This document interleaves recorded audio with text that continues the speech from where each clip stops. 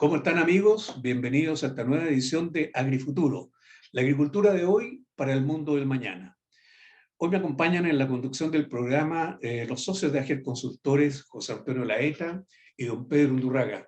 José Antonio, ¿cómo estás? Gusto saludarte. Hola Eugenio, ¿cómo estás? Muchas gracias y vamos a tener un buen programa, espero. Sin duda que sí. Pedro, ¿cómo has estado? Muy bien, Eugenio, gracias. Contento en este momento de poder estar hoy y conversar con amigos de otras latitudes, digamos. Así es, pues hoy día tenemos un invitado internacional, ¿ya? Esta facilidad que nos da, lógicamente, las plataformas de poder hacer conversaciones no solamente personales, presenciales, nos abre una gran posibilidad y hoy día tenemos un invitado muy interesante. Se trata de Renzo Carlini. Renzo Carlini es director de Dunacor, ¿ya? Y Renzo se está tomando la molestia de tomarse un tiempito para conversar con nosotros, con nuestros auditores. Renzo, cuéntanos dónde estás, porque tenemos diferencias de horario también. Gusto saludarte. Bueno, ante todo, muchas gracias por la invitación. Un honor estar con este panel tan destacado y este programa, bueno, ver el futuro de la agricultura. O sea, yo estoy en Perú, en Lima, y yo estoy dedicado a la agricultura desde hace poco más de 25 años. Ya. Es una empresa familiar que manejamos mi hermano, yo y con aporte de otros familiares también, y estamos en lo que es cítricos y paltas. Ya. Ahora, ¿en qué parte tú estás en Lima? Pero el área que cubren con esos cultivos para que la gente en Chile que no conoce o no está tan al día nos Bueno, pueda orientar. correcto. La mayor parte de la agricultura en Perú se hace en la costa central y el campo que nosotros manejamos está a 2 horas y media al norte de Lima, en Ya. una zona con una altitud de 500 metros sobre el nivel del mar, más o menos. Tenemos 170 hectáreas de palta y 250 hectáreas en cítricos, principalmente mandarinas de diferentes tipos y algo de naranja. La mayor parte se exporta excepto la Sí, naranja. claro, claro. Oye, Renzo, en este último tiempo hemos escuchado de problemas climáticos que han tenido en Perú más o menos fuertes. ¿Cómo está la situación en estos momentos?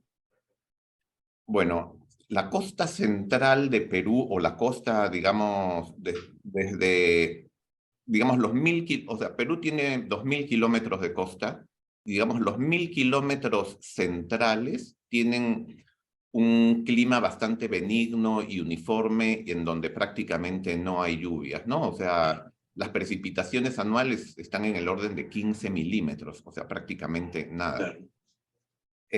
Ocasionalmente se da el fenómeno del Niño, que lo teníamos cada 10, 15 años, en donde sí se altera totalmente el aspecto climático y se dan lluvias en casi toda la costa.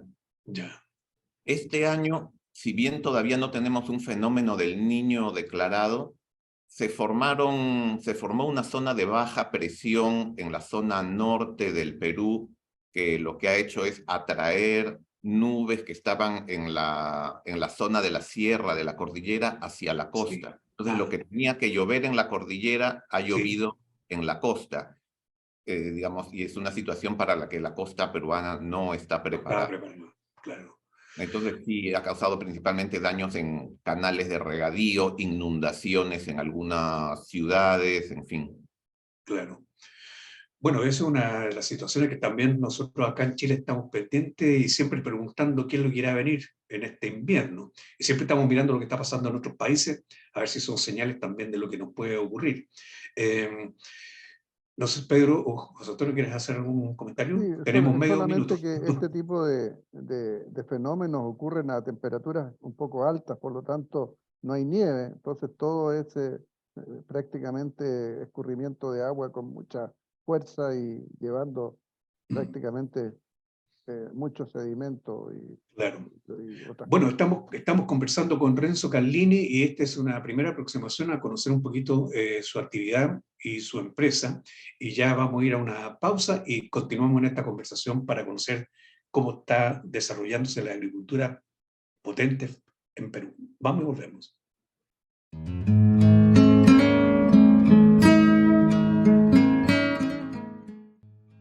Chile es un país cuyos mercados consumidores más importantes son lejanos.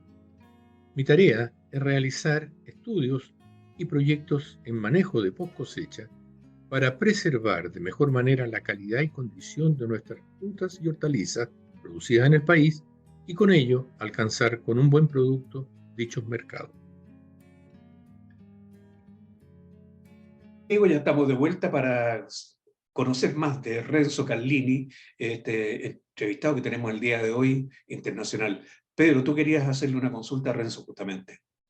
Sí, efectivamente, le quería preguntar a Renzo, tú no tienes una profesión vinculante con la agricultura. ¿Cómo es que en algún minuto, unos años atrás, entraste en este rubro distinto, digamos, a lo que tú tenías pensado? Bueno, yo tengo 64 años actualmente y terminé la escuela, el colegio en el año 1974. En esa época Perú vivía un gobierno militar que había dado una ley de reforma agraria en que, digamos, expropió todo lo que era tierras de cultivo y pasaron a manos de cooperativas. Mi padre, mi abuelo, ellos habían sido agricultores y, digamos, sus tierras fueron expropiadas. Entonces, en mi caso, si bien el campo me gustaba mucho, o sea, no tenía ninguna perspectiva, ningún futuro, digamos, estudiar agronomía o algo vinculado, ¿no? Claro. Ahora, a mí me gustaba mucho también los temas de mecánica, electricidad, entonces terminé estudiando ingeniería mecánica eléctrica. Trabajé 4 años en el sector energía y luego hice un posgrado en administración en Inglaterra. De allí, esto fue en el año 85, ¿no? De allí estuve vinculado al mercado de valores, al sector inmobiliario, y es recién en el año 91 que en Perú se deroga la ley de reforma agraria, pero ya había la posibilidad de que una empresa pudiera tener tierras de cultivo. Antes una persona jurídica no podía tener tierra de cultivos en el... Ahora, todavía la situación en Perú no era ideal para la inversión en el agro porque recordemos que el terrorismo estaba muy fuerte, ¿no? Es recién a fines del 92 que se captura a los principales líderes de Sendero Luminoso, que era el grupo terrorista principal de Perú, y empieza de una manera significativa y notable la pacificación.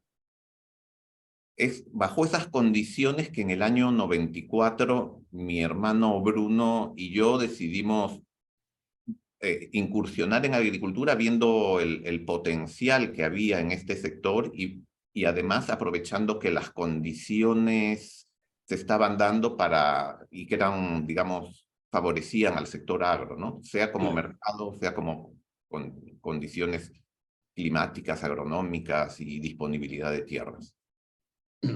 Es así. Así que esa fue tu forma de llegar a esta agricultura que hoy día te tiene abocado a tiempo completo, seguramente. Sí, bastante. Bueno, estoy tratando más bien ya de delegar. Sí, delegar, no dejar. Así es. Actualmente ya hay un gerente general en la empresa y hay toda una organización que maneja toda la parte operativa, ejecutiva, ¿no? O sea...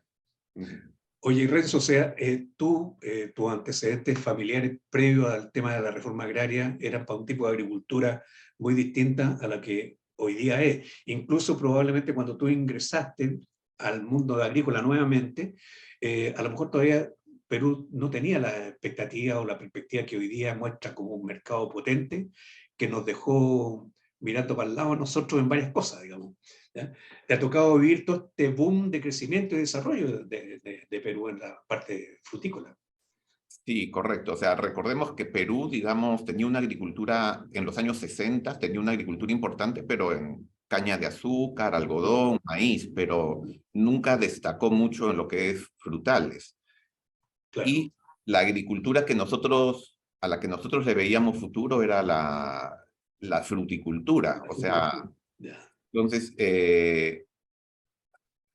si bien teníamos las condiciones climáticas, agronómicas, disponibilidad de agua, lo que faltaba indudablemente era un know-how, ¿no? O sea, eh, y, y bueno, allí es cierto que nos hemos apoyado en asesores de Chile, de Sudáfrica, de España, también algo de Estados Unidos, que realmente han marcado una diferencia, digamos, para tratar de ponernos al día en lo que es la tecnología. Claro. Otra cosa que ha permitido el desarrollo agrícola en el Perú es, bueno, las técnicas, digamos, basadas en riego tecnificado, digamos, lo que es el riego tecnificado, ¿no? O sea, como para dar alguna cifra global, o sea, el Perú tiene 4 millones de hectáreas en tierras de cultivo.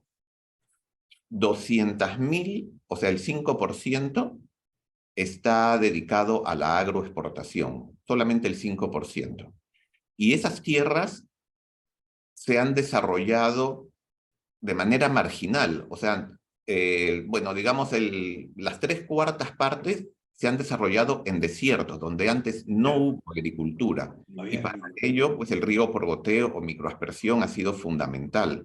O sea, de esas 200.000, o sea, 50.000, digamos que sí son tierras agrícolas más tradicionales que están en los valles al norte y sur de Lima, como pueden ser el Valle de Huaral y Cañete, que cada cual con más, así a grosso modo 25.000 hectáreas cada uno, ¿no? Pero el resto ha sido desiertos, irrigación en el desierto y sistemas de riego tecnificado. O sea, sin sistemas de riego tecnificado, para mí, Perú no podría haberse desarrollado, digamos, de la manera que lo ha hecho.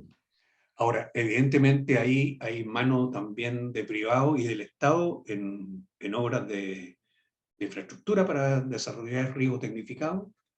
Sí, a fines de los 80 se hizo una de las irrigaciones más importantes y que ha liderado este crecimiento, que fue Chavimochic. Es una irrigación que queda 550 kilómetros al norte de Lima y son más o menos 30.000 hectáreas. Ya. Esas 30.000 hectáreas se empezaron a vender, a licitar a mediados de los 90, hablamos del 95 al 98, fue por etapas. Y allí es que, digamos, empieza a desarrollarse estas empresas muy grandes con 2.000 hectáreas de espárragos una, 1.000 hectáreas de paltos otra, o sea, todo Todo en grande. en grande, ¿no? En grande. Y claro, lo que sucede es una especie de trasvase de otros sectores en los que Perú ya se había desarrollado, como era la minería y la pesca, ¿no? Entonces, algunos inversionistas de esos sectores dijeron, bueno, la agricultura tiene futuro, así que Claro. pongamos 50 o 100 millones de dólares en agricultura, que para Perú, pues, en ese momento, pues, eran cifras, digamos, tremendas, ¿no? O sea, siguen siendo cifras tremendas, pero hablar en el año 96, 98, de 50 millones de dólares en agricultura era algo brutal. Y claro, lo que sí mucha gente pensó que los mercados eran infinitos, pero los mercados no son infinitos. O sea, Claro. uno dice, puedo sembrar paltas X hectáreas o miles de hectáreas, pero no. O sea, finalmente nos hemos dado cuenta que Perú, digamos, antes jugaba, digamos, acompañando a otros Sí, grandes productores como Chile o Sudáfrica, pero claro. ahora Perú es el principal proveedor de paltas de Europa, es el principal exportador de arándanos en el mundo. Entonces, realmente sí se necesita un poco más de inteligencia comercial como para ver hacia dónde se dirigen las futuras plantaciones o las futuras inversiones en agricultura, ¿no? Oye, sí, yo le iba a preguntar a Renzo, Tenemos, efectivamente los Pedro, crecimientos han sido... hazle la pregunta y después de la pausa que la Correcto. conteste. ¿Ya? Ya, ok. No, te iba a preguntar, efectivamente los crecimientos han sido muy fuertes. La parte que tú mencionabas en el norte, donde está Camposol y Camas, en el sector de Camas. Sí, sí, correcto. Es el Departamento de la Libertad donde están varias empresas importantes, ¿no? Agrícola Correcto. Virú, Camposol, Avo Perú, Hortifruit, en fin. Está bien, no, después te voy a preguntar un poquito más porque se nos vienen los tiempos en este minuto. Claro, mira, vamos a conociendo a través de Renzo, lógicamente, este importante desarrollo que ha tenido Perú. Vamos a ir a una pausa y volvemos.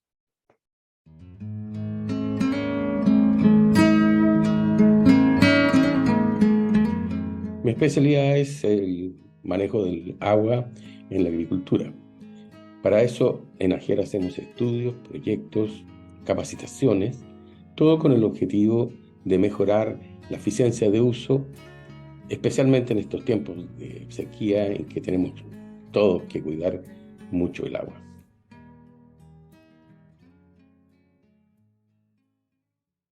Don Pedro Undurraga, usted tenía la palabra y quería hacerle una acotación o consulta a Renzo. Y eran dos consultas. Una se refiere a lo que Renzo planteaba de haber pasado a la primera fila, como por ejemplo en el arándano, que hoy día es el principal exportador del mundo. Eso cambia mucho la situación, porque antes decías tú, vamos detrás de algunos que abrieron mercado para toda la producción que había y dentro de eso nos fuimos colando. En este caso la cosa cambia. En el fondo, al pasar al primer lugar, son ustedes los que tienen que abrir mercado. ¿Cómo lo han hecho, digamos, en esa condición? Ya dado que ahora han pasado al primer lugar con el arándano, por ejemplo. Claro, yo creo que buena parte del éxito de la agricultura en Perú, o sea, que empezamos, digamos, en los 90, se debe a varios factores, ¿no? O sea, por un lado, sí se dio una ley promotora del sector agrario a fines de los 90, que esa ley permitía, digamos, tener tasas reducidas del impuesto a la renta, o sea, la tasa de impuesto a la renta en Perú es 30%, o era 30%, y para el agro era 15%. Se dio también facilidades o flexibilidades para la contratación laboral, bueno, temas tributarios adicionales de recuperación anticipada del IVA, en fin. Entonces, tuvimos una ley promotora del sector agro que lo que buscaba era reducir la pobreza del sector rural y lo hizo a través de propiciando la inversión en agro que generaba empleo en zonas rurales y también al mismo tiempo se reducía la migración del campo a la ciudad. Recordemos que veníamos saliendo de un proceso donde hubo mucho terrorismo y las poblaciones rurales migraron hacia la ciudad. Entonces, al dar esta ley de promoción agraria y propiciar la inversión, se generó trabajo en las zonas rurales y se generó un desarrollo tremendo. O sea, quiero dar una cifra así, o sea, la pobreza extrema en las zonas rurales en el año 2004 era 80%, pobreza extrema. En el año 2019, antes de la pandemia, eso bajó a 30%. Y básicamente, digamos, por el empleo que generó el agro, ¿no? Y el agro moderno, ustedes saben que genera demanda de mano de obra no solo masculina, sino femenina principalmente. Claro, Entonces ahí habían dos personas que aportaban económicamente al hogar. Pero bueno, el otro elemento que ayudó mucho al desarrollo agrario en el Perú fueron las asociaciones de agricultores que se formaron, ¿no? O sea, se formó la Asociación de Productores de Cítricos, llamada ProCitrus, la Asociación de Productores de Palta Hass, ProHass, el Instituto Peruano del Espárrago, que es el IPE, y de poco a poco después se fueron formando otras asociaciones. Pero yo creo que estas 3 asociaciones, con los productos respectivos, lideraron el desarrollo, pues, digamos, trabajaron en conjunto con el SENASA, que es el Servicio de Sanidad Agrario del Perú, el equivalente al SAT. Trabajaron en conjunto con el SENASA y con el Ministerio de Comercio Exterior y Cancillería para, digamos, por un lado, levantar barreras fitosanitarias y por otro lado, la suscripción de los tratados de libre comercio. Entonces, fueron los primeros años de este siglo, o sea, digamos, entre el 2000 y 2008, que se firmaron los tratados de libre comercio con Estados Unidos, Canadá, la Comunidad Europea, China y otros más, y se fueron levantando las barreras fitosanitarias que teníamos, digamos, para diferentes productos en diferentes países, ¿no? Entonces, allí, digamos que ya la pelota estaba en cancha del sector privado, ¿no? Y entonces se propició más aún la inversión y ya el agro tenía un futuro comercial, ¿no? Y se fue profesionalizando y es así como hemos crecido. Oye, después de la próxima pausa, quiero comentar algo respecto a lo que tú señalaste, cómo veíamos desde Chile, por lo menos una mirada, por lo menos, de cómo veíamos de Chile las dificultades que suponíamos que Perú no iba a poder ganarnos. Vamos a una pausa y volvemos.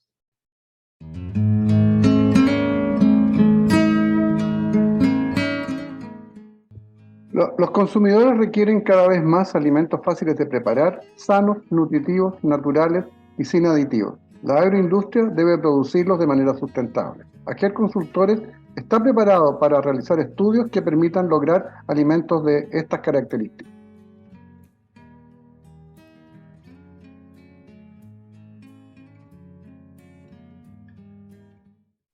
Estábamos conversando con Renzo y Renzo alcanzaste a señalar al final del bloque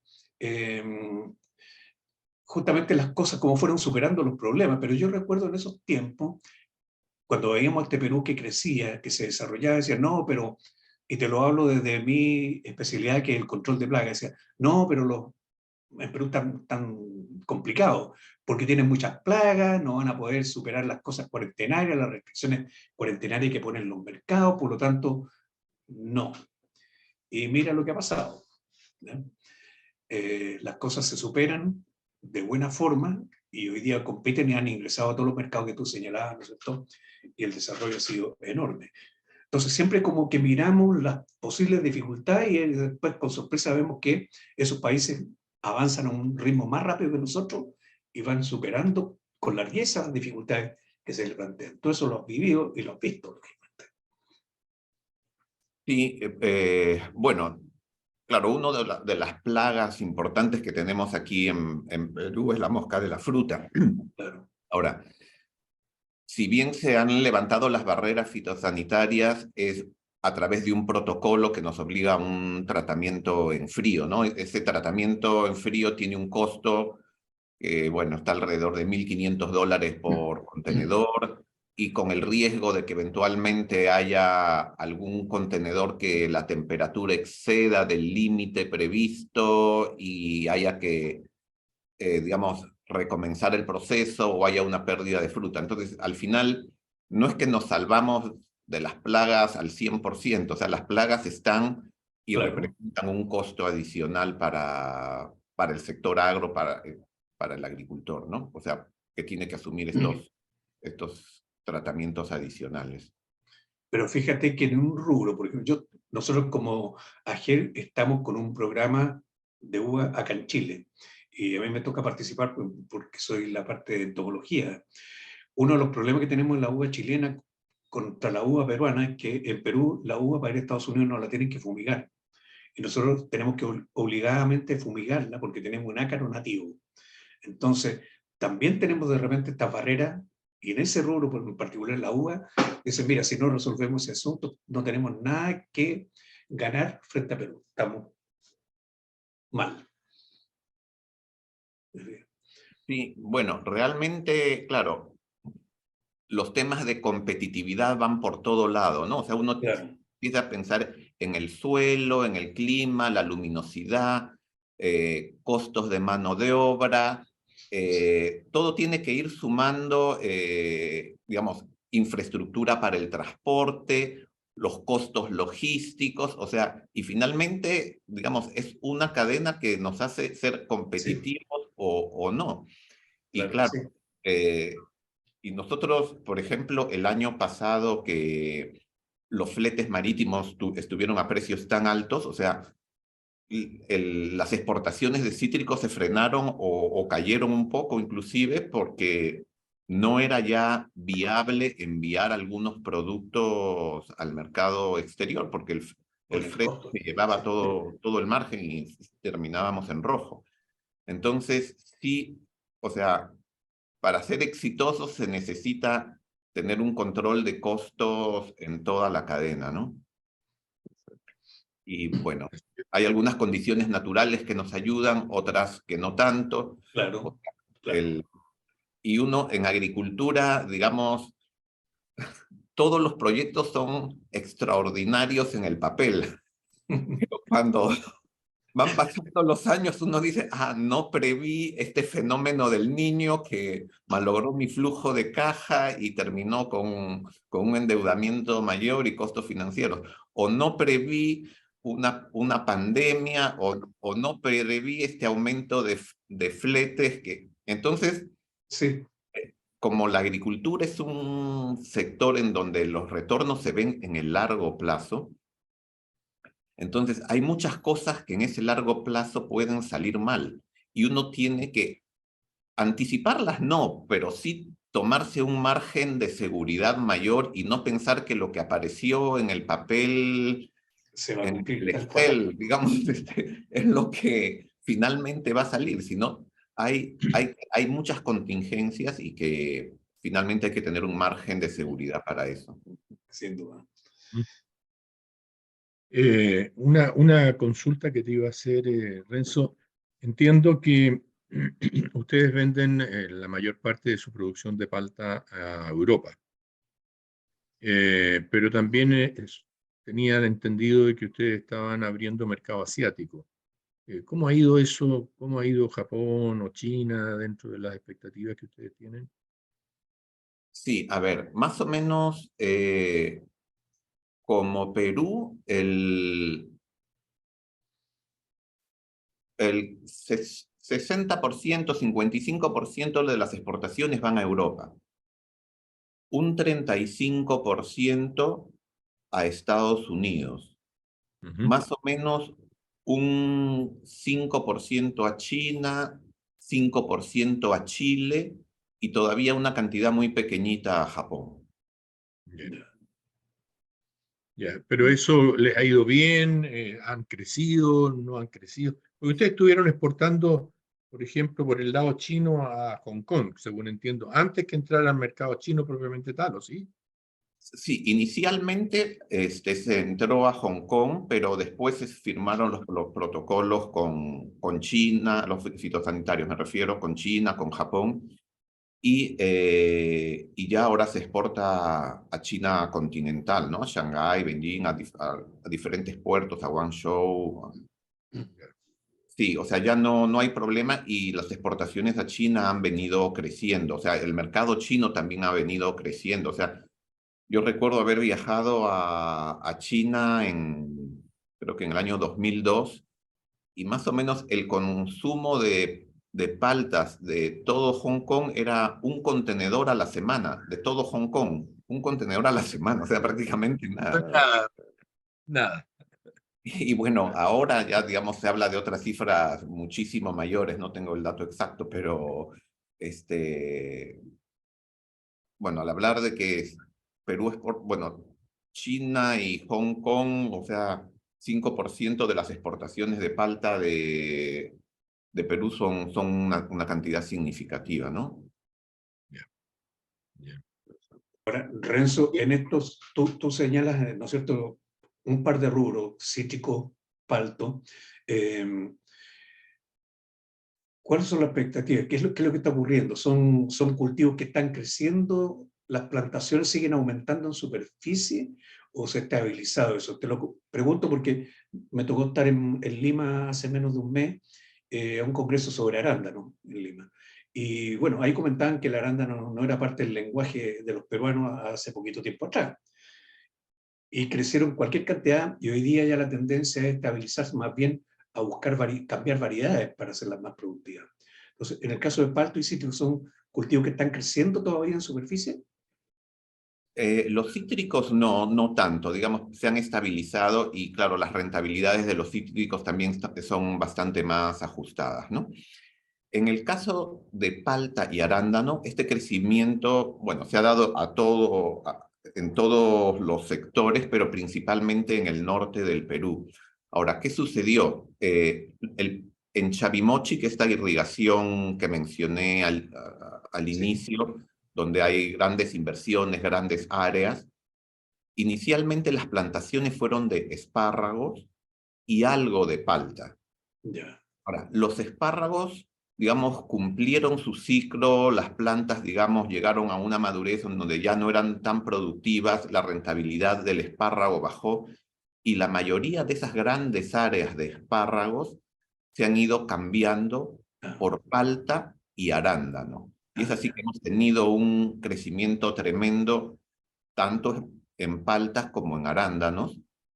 Ahora, en arándanos se empezó con la variedad Biloxi, que era la predominante hace 10 años, pero en los últimos años han surgido nuevas variedades.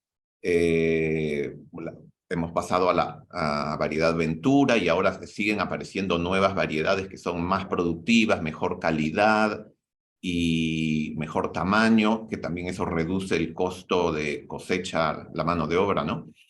Entonces, hay un potencial de crecimiento en arándanos, pero es indudable que también los precios se van a ir ajustando, ¿no? O sea, Perú entraba inicialmente en una ventana en donde los precios por kilo que recibían los primeros años, dos primeros años era en el orden de 15 o 16 dólares por kilo FOB. Eso fue bajando a 12, a 10, a 8. Ahora ya estamos más cerca de los 4 dólares o 4.50, ¿no? Entonces, y creo que va a seguir bajando. Entonces, los agricultores que tienen Biloxi, digamos, están haciendo el cambio, porque no creo que puedan mantenerse competitivos con esa variedad. Claro. Habrá que analizar puntualmente caso por caso, pero yo creo que la tendencia es a ir cambiando variedades. Claro. Oye, una cosa que te quería consultar, Renzo, sobre las especies, digamos, producidas en Perú, tanto algunas que son muy cercanas en su centro de origen. ¿Qué ha pasado con la chirimoya? ¿Qué ha pasado con la lúcuma? ¿Qué ha pasado con esas especies que en realidad tienen su centro de origen en el propio Perú, o casi en el Perú? Y ya se han mantenido en una línea más bien baja. No sabemos qué desarrollo han tenido, por qué se han trancado un poco su crecimiento. Oye, Bueno, Renzo, te interrumpo para que no dejemos cortada tu respuesta. Vamos a ir a la última pausa y reiniciamos la conversación con esa pregunta de Pedro. Vamos y volvemos. bueno.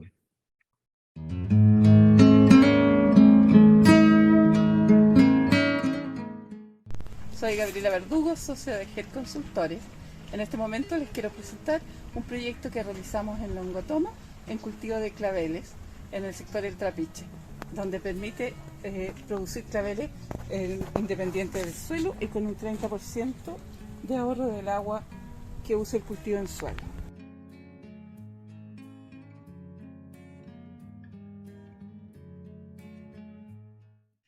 Amigos, ya hemos llegado al final del último bloque de conversación con Renzo Carlini. Como ven, hay muchas cosas que podíamos seguir conversando por otro programa completo adicional.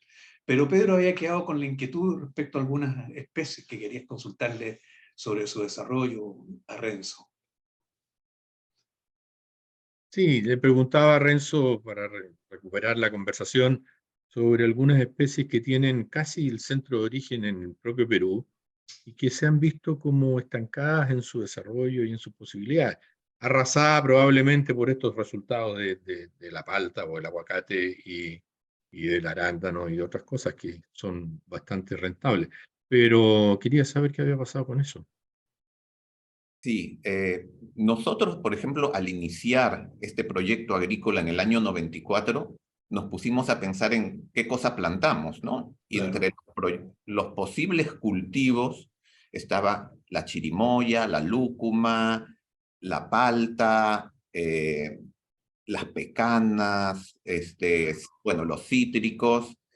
Y bueno, si bien la chirimoya efectivamente se veía con un potencial muy bueno, y porque en algún momento también en algún viaje habíamos visto pues la chirimoya en un supermercado a unos precios extraordinarios, finalmente la agricultura, por lo menos para nosotros, que requería una inversión de largo plazo, no hacía viable ni chirimoya ni lúcuma desde el punto de vista financiero, Ya. porque el banco no nos iba a financiar un proyecto agrícola sobre un producto que no tuviera un mercado desarrollado. Entonces, digamos, para nosotros esa fue la restricción que eliminó la chirimoya y la lúcuma de los candidatos a cultivar, ¿no? Y por otro lado, las rentabilidades que se veían para la palta eran muy atractivas. Entonces, digamos, es que enfocamos nuestro proyecto principalmente en lo que es paltos. Y inicialmente lo complementamos con cítricos. Ahora, luego también otros agricultores, viendo el desarrollo que había tenido Chile sobre lúcumas y sobre chirimoya, que inclusive en Chile se plantó chirimoya y después fueron cambiando hacia paltos.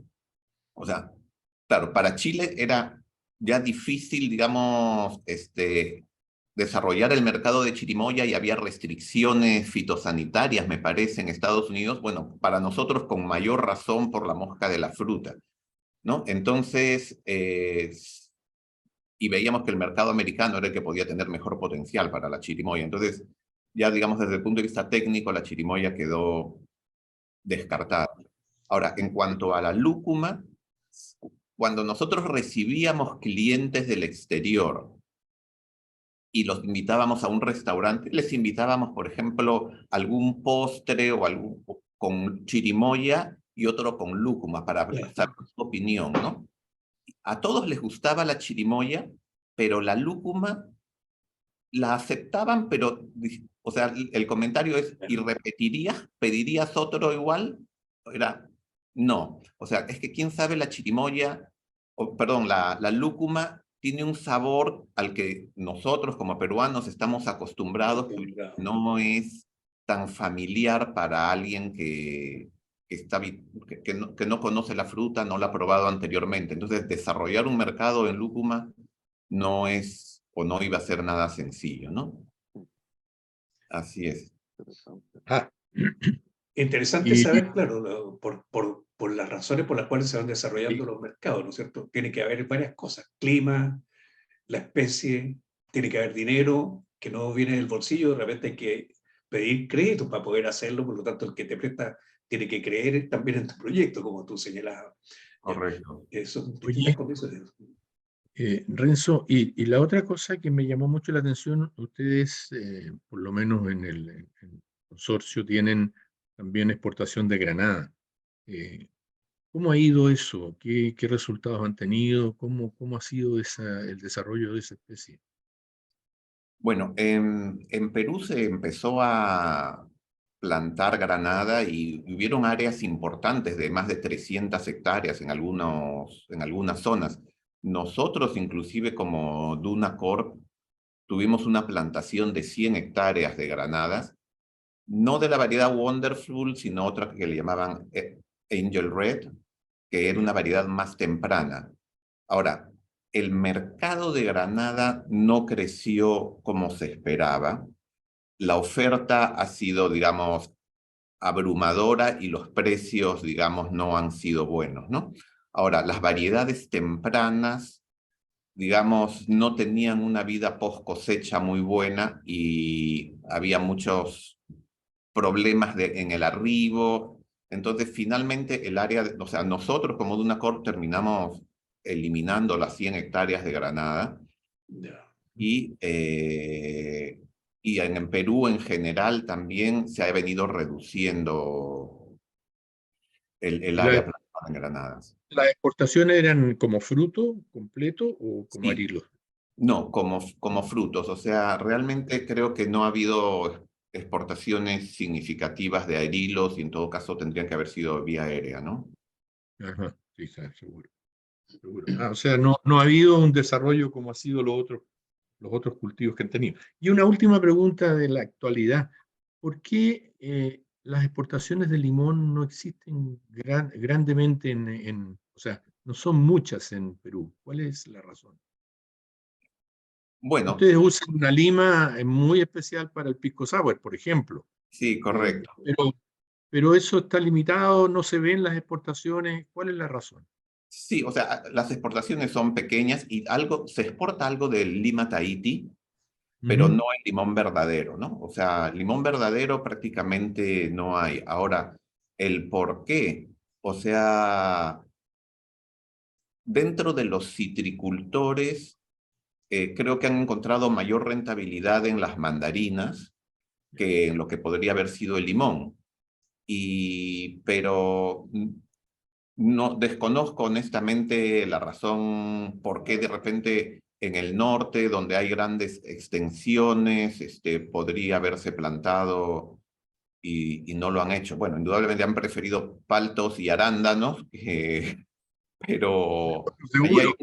ahí hay un potencial, digamos, definitivamente hay un potencial para desarrollar ese cultivo, creo yo, o sea, porque el mercado de palta, si bien está creciendo, digamos, la oferta también crece a un ritmo brutal, o sea, Perú crece 20-30% al año en paltos y eso no puede ser indefinidamente, ¿no? O sea, el mercado también tiene un límite. Claro que sí. Oye, ¿y cómo se ve la cosa para el desarrollo futuro de Perú? ¿Qué ves tú como opciones? ¿Qué va a pasar con esta exportación, estos crecimientos tan rápidos que han habido? ¿Cuáles son las otras opciones que se ven en el caso de Perú? ¿Cómo se analiza eso? Bueno, a ver, por un lado hay varias oportunidades, indudablemente, o sea, el hecho de que a nivel mundial las frutas se vean como un producto saludable, sanas, o sea, te genera un mercado que va a ir creciendo en mayor o menor grado de acuerdo al producto, pero hay un mercado. También es cierto que la competencia es cada vez mayor, ¿no? Entonces tenemos que buscar ser más eficientes o ir moviéndonos descartando algunos productos y moviéndonos hacia otros que todavía tengan una demanda o una rentabilidad atractiva.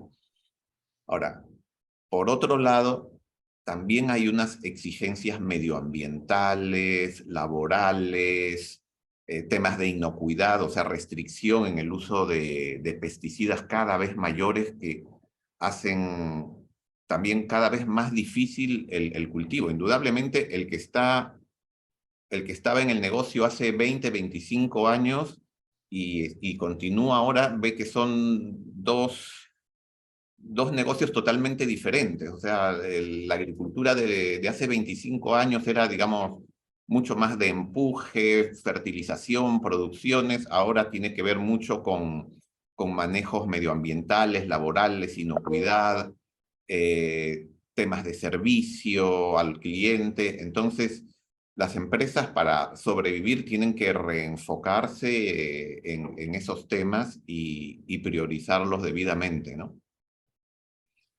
Ahora, en Perú lo que yo veo como una gran pérdida ha sido la derogatoria de la ley de promoción del sector agrario en el año 2019, a fines del 2019.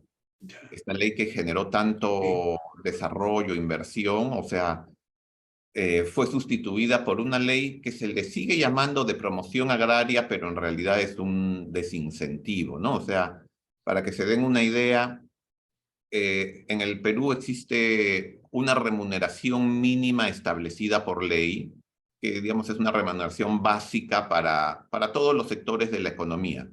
Claro. Excepto para el agro, en que esa remuneración es tiene que ser 30% mayor.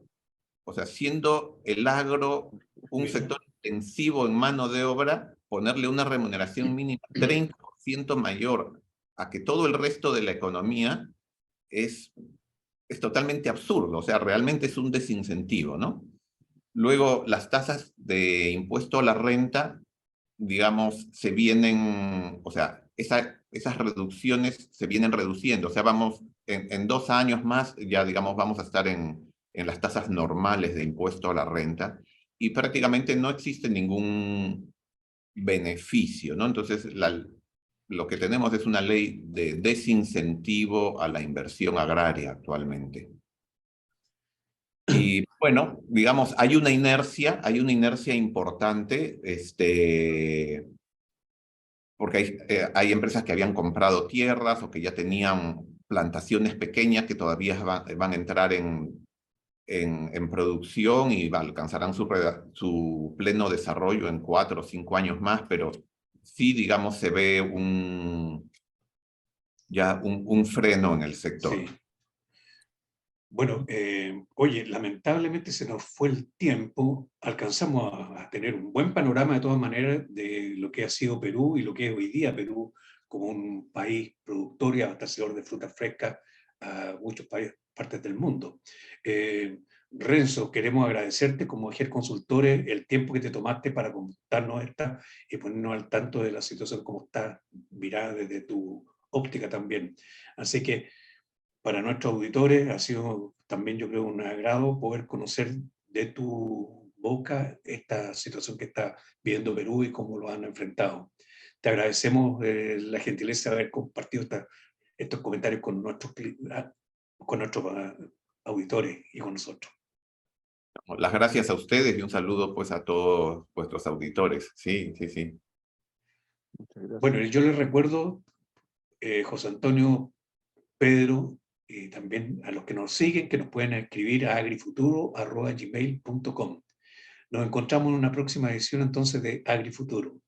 Que estén bien.